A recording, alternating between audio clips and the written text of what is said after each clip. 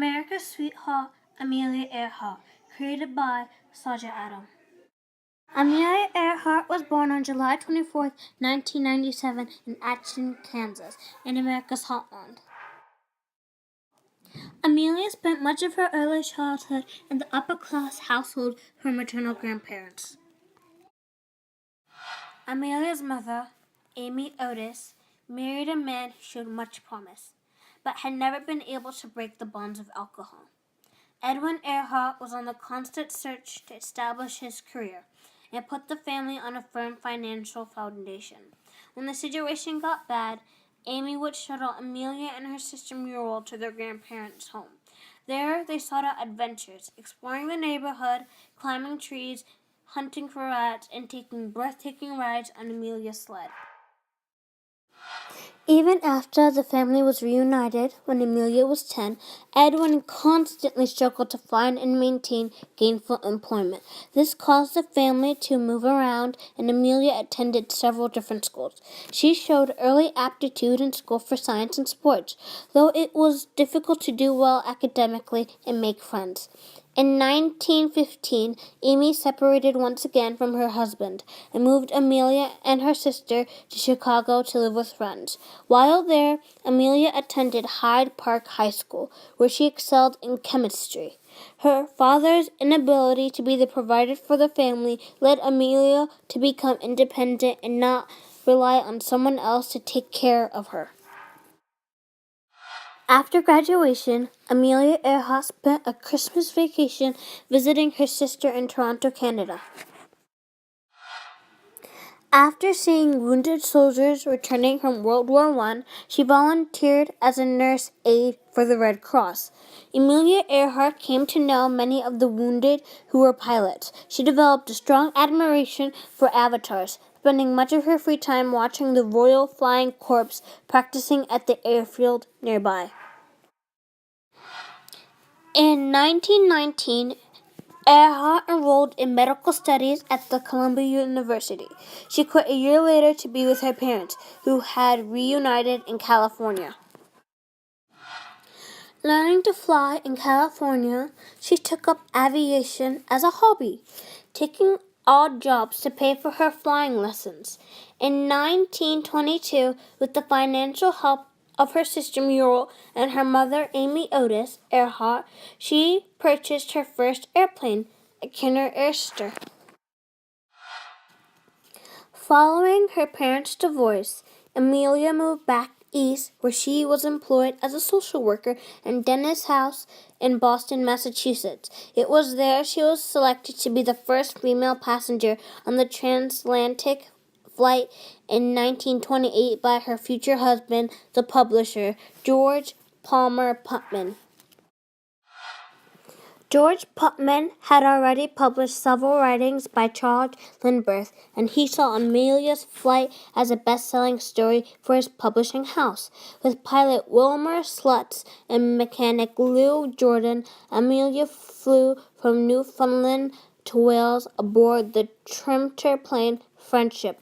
Amelia's daring and courage were acclaimed around the world. Upon the flight's completion, Amelia wrote the book 20 Hours, 40 Minutes.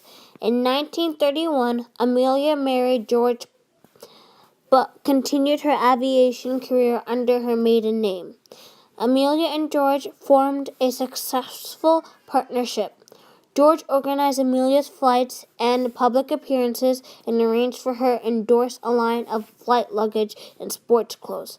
George also published 2 of her books, The Fun of It and The Last Flight. In 1935, Amelia joined the facility at Purdue University as a female career consultant and technical advisor to the Department of Aeronautics. This partnership helped finance the purchase of a Lockheed Electra LTE plane. While she would not be the first person to circumnavigate the Earth, she decided she would be the first to do it around the equator. She pulled together a top-rate crew of 3 men: Captain Harry Manning, Fred Newen, and Paul Mantz. Captain Manning had been the captain of the President Roosevelt, which brought her back from Europe in 1928 and would be Earhart's first navigator. Newen had vast experience in both marine and flight navigation and was to be the second navigator. Mans, a Hollywood stunt pilot who was chosen to be Earhart's technical advisor. The original plan was to take off from Oakland, California and fly west to Hawaii. From there, the group would fly across the Pacific Ocean to Australia. Then they would cross the subcontinent of India, on to Africa, then to Florida, and back to California. Amelia's crew circumstances led to a series of problems that couldn't be solved. As Earhart and Newen reached the supposed position of Howland Island, they maneuvered into their north and south tracking route to find the island. They looked for the usual auditory signals from Itkasa, but for various reasons, radio communication was very poor that day. There was also confusion between Earhart and the Itkasa over which frequencies to use, and a misunderstanding as to the agreed-upon check-in time. The flyers were operating on the Greenwich Civil Time, and Itkasa was operating on the Naval Time Zone, which set their schedules 30 minutes apart.